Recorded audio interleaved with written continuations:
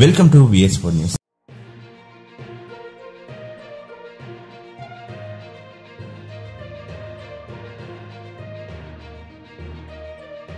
వాహనదారులకు తెలంగాణ పోలీస్ శాఖ good news ప్రకటించింది. గతంలో లాగానే ఈసారి కూడా పెండింగ్ చలాన్లపై డిస్కౌంట్ ఆఫర్ ప్రకటించింది. ఈ మేరకు తెలంగాణ పోలీస్ శాఖ గ్రీన్ సిగ్నల్ ఇచ్చింది. పెండింగ్ చలాన్లను త్వరగా చెల్లించుకునేందుకు వాహనదారులకు రాష్ట్ర పోలీసులు భారీ రాయితీ ఇవ్వడానికి రెడీ అయ్యారు. గతంలో ఇచ్చిన దానికన్నా ఎక్కువ డిస్కౌంట్ ఇచ్చేందుకు పోలీసులు ముందుకు వచ్చారు. అయితే ఈ నెల 26వ తేదీ నుంచి పెండింగ్ చలాన్లు డిస్కౌంట్ తో కట్టవచ్చునని తెలిపారు. ఇక పూర్తి వివరాలు చూసుకున్నట్లయితే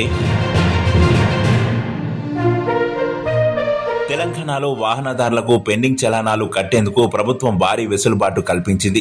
అంతేకాదు భారీ రాయితీ ప్రకటన చేసిందనే చెప్పవచ్చు. ఇందులో భాగంగా ఆర్టీసీ డ్రైవర్స్, తోపుడు బండ్ల వారికి 90% డిస్కౌంట్, 2 వీలర్ చలాన్లకు 80% డిస్కౌంట్, 4 వీలర్స్ ఆటోలకు 60% డిస్కౌంట్ ప్రకటించారు.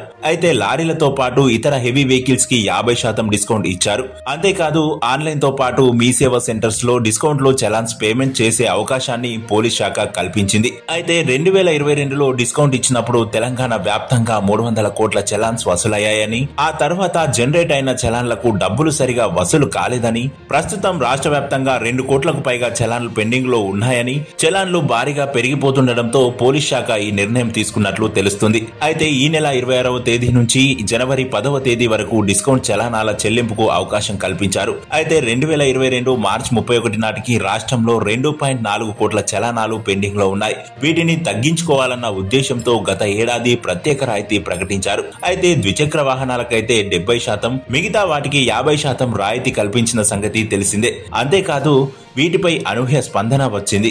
అయితే కేవలం 45 రోజుల వ్యవధిలో 300 రూపాయల కోట్లు వసూలయ్యాయి. దాదాపు 65% చలానాలు చెల్లించారు. అయితే ఆ తర్వాత నుండి మళ్లీ పెండింగ్ భారం పెరిగిపోతుందని, గత నెలాఖరుకు చలానాల సంఖ్య మళ్లీ 2 కోట్లకు చేరినట్లు చెబుతున్నారు. అందుకే ఈ నేపథ్యంలో మరోసారి రాయితీ ప్రకటించారు.